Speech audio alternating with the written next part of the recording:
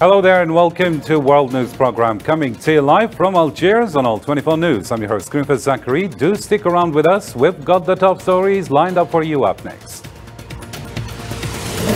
The Constitutional Court in Algeria declares President Abdelmadjid Tebboune the winner of the presidential elections with an absolute majority, revealing the overall voters' turnout standing at 46.10%. And the appeals of candidates Hassani Shrif and El Shish were accepted, both in form and substance.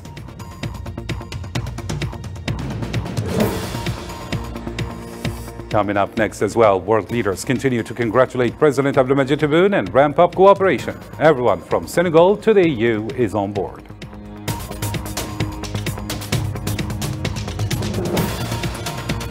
Also coming up, 64 Palestinians were martyred in 48 hours amid brutal Zionist massacres and relentless airstrikes. Gaza's government issued desperate SOS for 2 million displaced, while demands grow for answers on kidnapped health workers.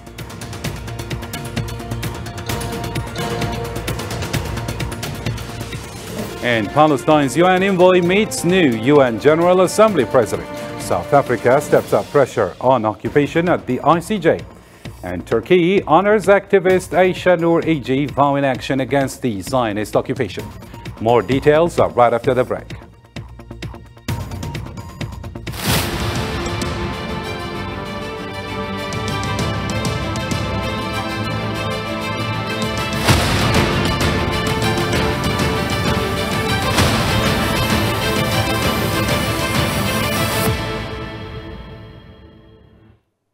Hello again and welcome to the details. First off, in our top stories, the Constitutional Court has officially declared President Abdelmadjid Tebboune the winner of his second term, snagging a whooping 84.3% of the vote.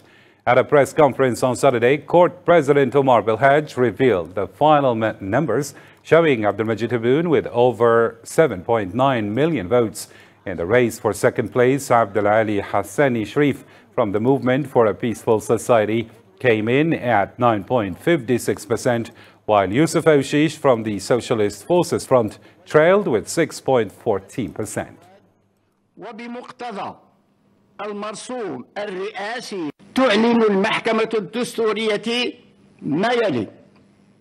The Constitutional Court announces the following. Mr. Abdelmadjid Tebboune is declared President of the People's Democratic Republic of Algeria for a second term and will assume his duties immediately upon taking the oath, in accordance with the Article 89 of the Constitution. The election is won by obtaining an absolute majority of valid votes cast. Mr. Abdelmadjid Tebboune received 7,976,291 votes, representing 84.30%.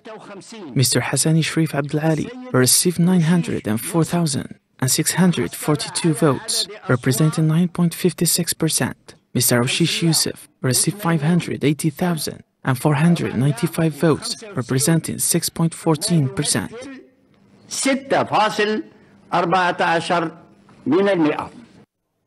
Omar Belhaj, the president of the Constitutional Court in Algeria, announced that the final voter turnout for the presidential elections hit 46.10%. He explained that a total of 11,226,065 votes were cast, both inside the country and overseas. توصلت المحكمة الدستورية للنتائج النهائية التالية. The Constitutional Court has reached the following final results. The total number of registered voters inside the country and abroad, 24,351,551. The total number of voters who cast their ballots, 11,226,065. The overall voter turnout, 46.10%. The number of invalid votes, 1,764,006,037. The number of valid votes, 9,461,428. The absolute majority, 4,730,715. 4,730,715. The Algerian Constitutional Court has confirmed that the final presidential election results will be published later in the official Gazette.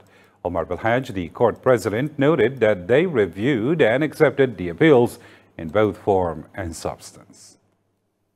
وبعد دراسة الطعنين المودعين لدى أمانة ضبط المحكمة الدستورية.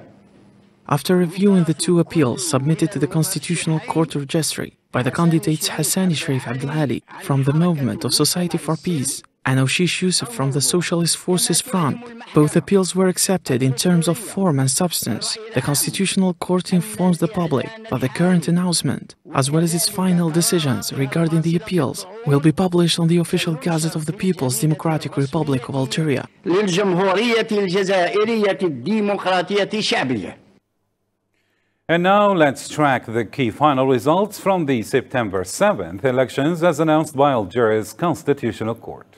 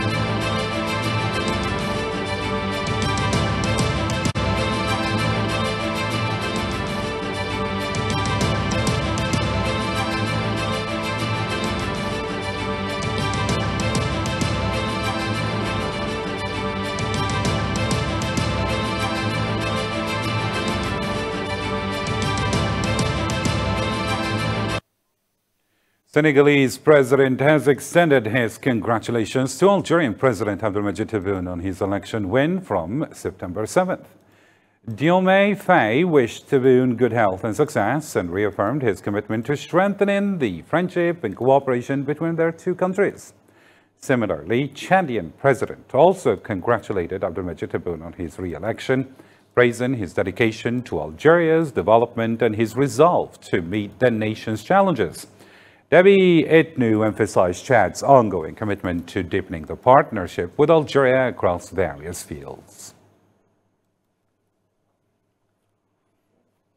In the same context, Swiss President Wael Amherd congratulated Algerian President Abdelmadjid Tebboune on his re-election, praising the strong ties between Algeria and Switzerland and their cooperation at the UN. She also noted the upcoming 70th anniversary of the Algerian Liberation War. Likewise, Spanish Prime Minister Pedro Sanchez extended his congratulations and wished Abdelmadjid Tebboune success, reaffirming Spain's commitment to stability and peace in the Mediterranean. Equally, Czech President Petr Pavel similarly congratulated Abdelmadjid Tebboune, expressing his desire to further strengthen relations between their countries and wishing him continued health and success. In a similar context, Charles Michel, President of the European Council, also congratulated Algerian President Abdelmadjid Tebboune, offering his warmest wishes for success. Michel pledged to work with Tebboune under a framework of mutual respect and trust to strengthen their partnership, especially in energy security and regional stability. He highlighted Algeria's crucial role as a key partner in ensuring security and stability.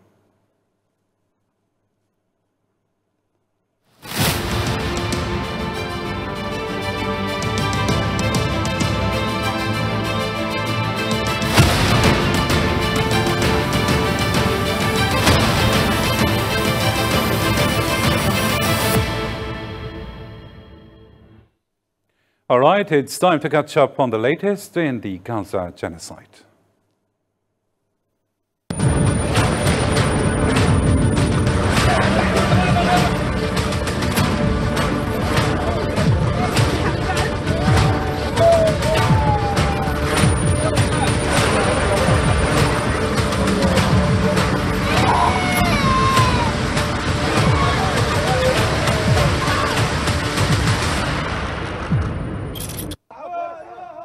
The Zionist occupation forces have unleashed 64 more massacres in the Gaza Strip, resulting in 64 martyrs and 155 injured people being rushed to hospitals in just 48 hours. The Palestinian Ministry of Health in Gaza reports that the death toll from this relentless aggression has now surged to 41,182, with over 95,280 wounded since October 7th. Some victims remain trapped under the rubble and in the streets due to Zionist blockade hindering rescue operations.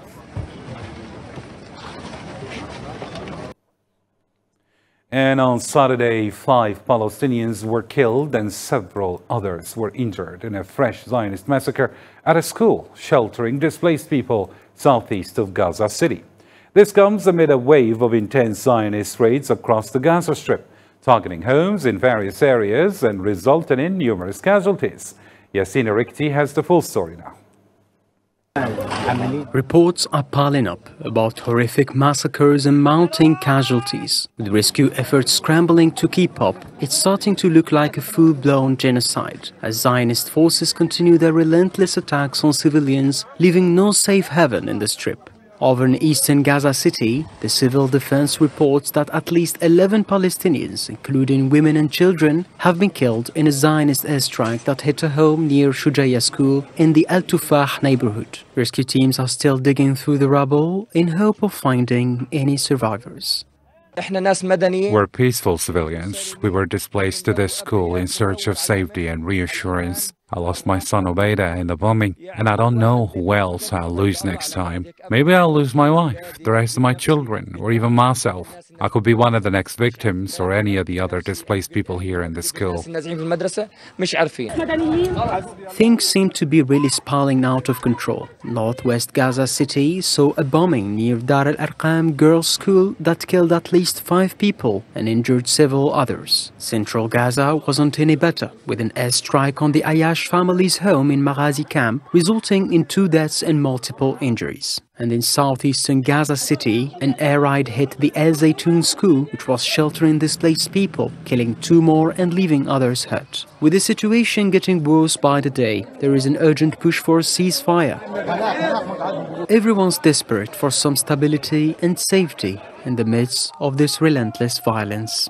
I now support an agreement that can prevent bloodshed. Even if it's unfair, war must be stopped immediately. Our children and young people are suffering. A large number of children have died, and hunger and poverty are spreading among us.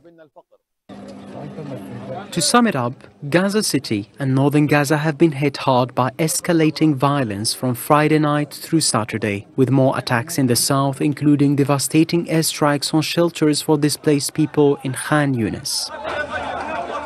The situation is dire, with increasing casualties and a growing call for a ceasefire to bring some much-needed stability and safety to the region.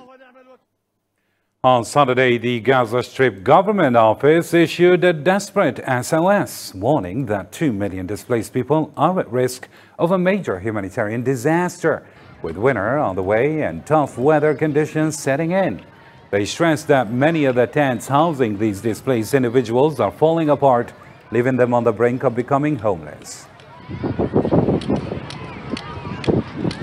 We issue an urgent humanitarian distress call to save 2 million displaced people in the Gaza Strip before it's too late. With winter storms and cold season approaching, the tents of the displaced in Gaza are deteriorating, pushing the region toward a severe humanitarian disaster. With winter setting in, 2 million people are at risk of being left without adequate shelter, forced to sleep on the ground and exposed to the elements as their tents are no longer functional. The Gaza government office has reported that 74% of the tents for displaced people are now uninhabitable. This is due to their severe deterioration from the sun's heat and nearly a year of continuous displacement. According to official field assessments, 74% of the displaced persons' tents have become unusable. The assessment revealed that 100,000 out of 135,000 tents urgently need immediate replacement due to complete deterioration. Made of wood, nylon and fabric, these tents have worn out from prolonged exposure to the sun and harsh weather conditions in the Gaza Strip. After 11 continuous months of displacement under inhumane conditions, the tents are now entirely beyond repair. And on Saturday's tale, the Palestinian Ministry of Health in Gaza made an appeal to the international community to uncover the fate of dozens of medical staff kidnapped by Zionist forces. They urged international human rights organizations to step up and help locate these health workers who were taken from hospitals while carrying out their vital duties. This plea comes after the confirmation of martyrdom of paramedic Ahmed Abu Anaba, who died in occupation prisons. He and several colleagues were arrested from their workplace at Nasser Medical Complex last December. The Palestinian Ministry of Foreign Affairs has raised alarms about the risks of occupation forces evacuating Palestinians from the northern Gaza Strip. They see this as a potential precursor to annexing and colonizing the area. In a statement released yesterday, the ministry condemned the brutal bombing of civilians as part of this colonial agenda and an effort to split Gaza into 3 isolated regions. They highlighted how these attacks are clearly aligned with the occupation forces' expansionist goals. Israel's efforts to annex the West Bank and dismantle the Palestinian Authority represent a deliberate escalation of regional instability. The Ministry of Foreign Affairs and Expatriates warns of the danger posed by Israel's actions to evacuate Palestinians from northern Gaza, considering them a prelude to the annexation of Gaza and significant portions of land for settlement purposes. This plan poses a serious threat of displacing Palestinian citizens, confining them to a small area. The brutal bombing of civilians clearly served this colonial and expansionist agenda, as does the attempt to divide Gaza into 3 isolated regions. Palestine's permanent representative to the UN, Riyad Mansour, had his first official meeting with the new General Assembly President, Philemon Young, at the UN headquarters. Mr. Mansour hailed Palestine's new seat at the General Assembly as a historic milestone toward full UN membership. He noted that the Palestinian delegation now has extra rights, including the ability to sit with member states, submit proposals and agenda items, and take part in committees. I have been informed that all arrangements have been made to have... I feel great. This is a historic moment, and it is a significant step in acquiring our right, a legal right and natural right to become a full member. How's the other member states' response? Very, very greatly. There was a long line of people coming to our seat, extending their congratulations. We appreciate that and we cherish it.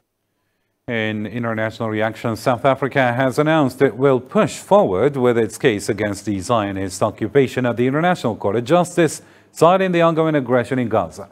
President Cyril Ramaphosa made it clear in a press statement that his country will not back down from accusing the entity of genocide in Gaza, seeing no reason to hold the proceedings. He also confirmed that the U.S. has not pressured South Africa, nor any other government, for that matter, to drop the genocide case against Israel. We are headstrong. We are determined to go ahead with this case because in our case as South Africa, it is about living up to what we stand for, the protection of human rights and the support for the Palestinians to have their own state and have self-determination. And finally, in this file, on Saturday, Turkish Parliament Speaker Numan Kurtulmuş vowed that the blood of activist Ayşe Nur İce, who was killed by a Zionist sniper in occupied Palestine, would not be shed in vain. Speaking at her funeral in Aydin province, Kurtulmuş pledged that Turkey will pursue her killers in international courts. He revealed that the autopsy confirmed Ayşe was shot directly in the head, countering the occupation's claim that it was a stray bullet. Kurtulmuş condemned the extreme brutality of the Zionist forces in Palestine since October 7th. The Turkish Ministry of Justice and the Forensic Medicine Institute have conducted all autopsies in accordance with international standards. It was determined that Ayşe Nur was mounted by being directly shot behind her left ear. Netanyahu and his gang will be held accountable for this in all international courts. The blood of Ayşe Nur İce, like the blood of every Palestinian martyr, will be pursued, and we will follow her case to the very end.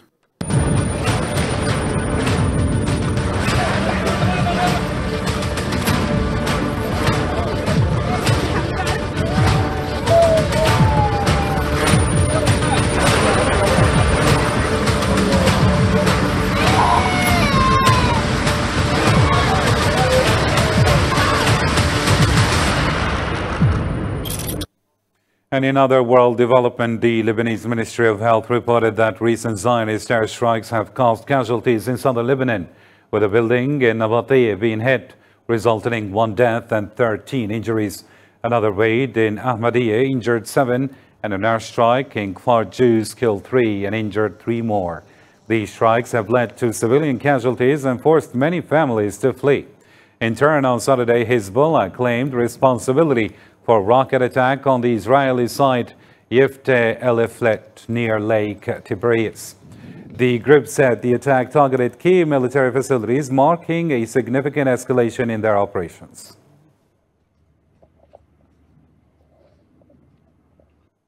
In the Middle East still, Yemeni Houthi leader Abdul Malik al-Houthi stated on Saturday that over 700 U.S. raids and naval bombardments have failed to curb the group's maritime operations. In a televised speech marking the Prophet's birthday, al-Houthi also revealed that the group's air defense systems had downed 2 American drones just last week. Over the past week, the Israeli aggressor continued its heinous crimes, targeting displaced persons in their fabric tents with large, deadly American bombs. These bombs are designed for targeting well-fortified military objectives, including concrete fortifications, yet they were used against displaced civilians, including children, women, and other non-combatants. There were 24 airstrikes during the past week, spread across the governorates of Hodeidah, Tariz, Ib, Saad, and Mal, with the most severe strikes occurring in Tariz governorate. During the same week, the air defense, with God's grace, successfully downed 2 American MQ-9 drones, which are of significant military importance to Americans and serve as a key weapon in their military operations. Hundreds of reef activists protested in Brussels on the anniversary of the Republic of the Reef's founding. The march, starting at Jonner Square and ending at Terran Square, featured banners and chants denouncing the Moroccan regime and its human rights abuses. Zara Ferjani reports now. In the Belgian capital of Brussels, near the European decision-making headquarters, hundreds of reef activists organized a march to protest what they described as the Moroccan authorities' ongoing policy of ethnic cleansing and forced displacement of the reef people. The number of native reef people has become smaller than the number of Moroccan settlers in the reef region. This is according to an Alawite Mahsen strategy aimed at displacing the native reef population and replacing them with Moroccan settlers, with the expectation that they will change the topographical and residential landscape of the reef region. During the march, participants chanted slogans calling on the European Union to stop its financial aid to the Moroccan regime, alleging that the funds are being used to commit what they refer to as genocide against the reef people. We say to the European Union that you must stop the aid you provide to the Moroccan Mahsen. With this aid, we are being killed, displaced and exterminated. It is time for the world to stand together to put an end to the violations and crimes of the Mahsen state, the criminal Mahsen regime. The protesters urged the international community and European institutions to end their support for the Moroccan regime, accusing them of ignoring its violations and the suffering of the Reef, Sahrawi and Moroccan people.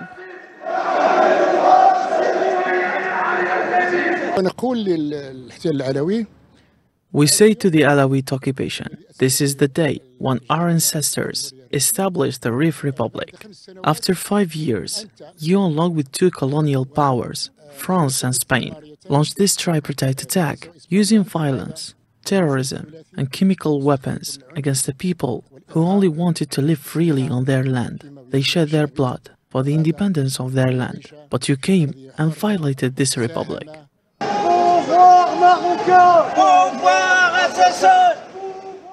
The activists pledged to continue the protests in European and international cities, aiming to overcome what they view as international inaction regarding the ongoing crimes of the Moroccan regime. We have been holding protests and marches for 8 years across Europe. This is one of those demonstrations, and we will continue to organize others in various European countries and capitals to raise awareness about the reef issue and knock on all closed doors, especially within the European Union, which dangerously supports the Moroccan regime and turns a blind eye to all the crimes it commits against the Riffian and Sahrawi people, as well as the Moroccan people who suffer under the criminal acts of this Zionist-aligned regime. The Brussels March is part of a series of demonstrations by the Reef movement across European cities, aiming to gather international support and prompt action against the Moroccan regime's escalating crimes affecting the Reef, Sahrawi and Moroccan people altogether. Sahrawi and human rights activists voiced their support for the Reef movement, condemning the repression, kidnappings and displacement inflicted by the Makhzen regime. At a conference in Brussels moderated by Reef National Party lawyer Christophe Marchand, Sahrawi activists expressed their solidarity with the Reef cause. They pledged to stand with Reef activists until they secure their rights, accusing the Makhzen regime of using the harshest repression tactics against them. We,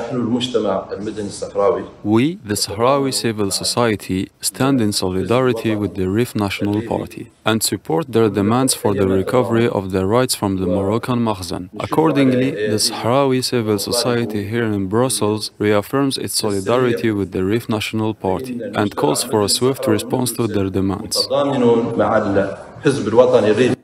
And finally, let's catch up on more news stories making headlines around the globe in this report by Sofian Kantouri. Dmitry Medvedev, deputy of Russian Security Council, stated that while Russia has reasons to use nuclear weapons, it has not done so yet. He mentioned that Ukraine's attack on Kursk could potentially justify a nuclear response, but Russia is currently maintaining its patience. In Sudan, violent clashes between the army and rapid support forces have led to numerous casualties. Fighting has intensified in Al-Fashir, and explosions were reported in Khartoum, with significant military activity observed. The Chinese military has vowed to address what it sees as German provocations, following the passage of 2 German warships through the Taiwan Strait. The Chinese embassy in Germany has formally protested and urged Berlin to avoid actions that might harm bilateral relations. The Olympic rings were temporarily installed on Lena Bridge facing the Eiffel Tower to commemorate the upcoming Summer Games in Paris. Paris Mayor Anne Hidalgo and IOC President Thomas Bach unveiled the display. City officials plan to recreate the rings on the Eiffel Tower in the lighter structure, maintaining the same dimensions, with displays set to remain until 2028. And that concludes our news for tonight. Thank you for tuning in. Till next time, do take care.